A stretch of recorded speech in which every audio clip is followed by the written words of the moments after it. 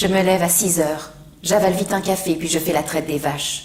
Je me lève à 5h30 pour faire le café que je bois avec mes parents. Je me lève à 6h30 et je prends le petit déjeuner avec les enfants avant leur départ.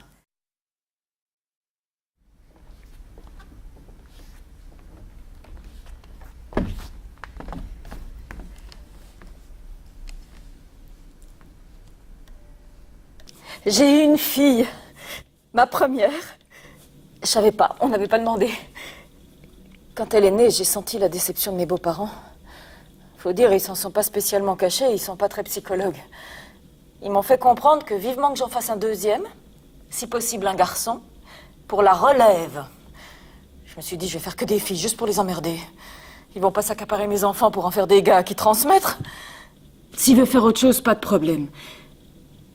Mais s'il vient me voir un jour en me disant qu'il reprend la ferme, je serai fière.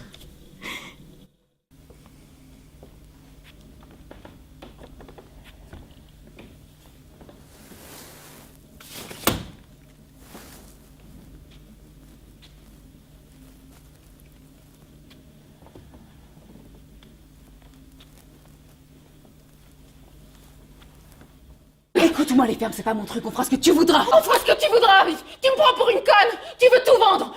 Tu veux du pognon, c'est ça? Moi, c'est mon métier. Moi, je bosse ici, je bosse dur. Comme une bête. J'en ai besoin de cette ferme, surtout si tu comptes dans celle de maman. Moi, je veux ma ferme, tu comprends? Ma ferme, c'est mon droit. Il me faut ma ferme, mes terres, mes bêtes. T'as trouvé un mari? Il y a les filles d'un côté et les garçons de l'autre, et il faut pas se mélanger. Et si je veux aller danser à la fête du village? Tu vas pas aller au bal? Mais tu sais l'âge que t'as? Ah, t'iras pas danser? C'est pas bien. C'est pas correct. Pourquoi tout le monde te regarde comme une gourgandine? François va bien danser, lui. François, c'est un garçon. Il a le droit. Les garçons, c'est pas pareil que les filles. Tes frères, ils peuvent se défendre, ils peuvent aller danser. Alors, on parle pas de ça, d'accord? On parle pas de ces choses-là.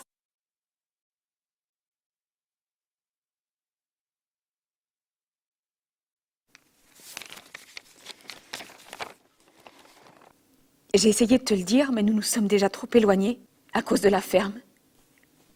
On se parle plus. Seulement des quotas, des prêts et des nouveaux investissements qu'il faudrait faire. Je suis désolée, mais je me rends compte que j'étais pas faite pour ça.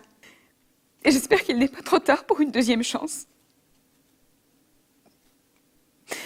Mes parents n'ont pas pu me payer les études que j'aurais voulu faire pour devenir infirmière. Je vais voir si je ne peux pas me lancer là-dedans. Je vais vivre un temps chez une amie avec les enfants. Tu pourras les voir autant que tu veux. Tes parents pourront certainement t'aider un peu au début. Mais si je reste, je meurs.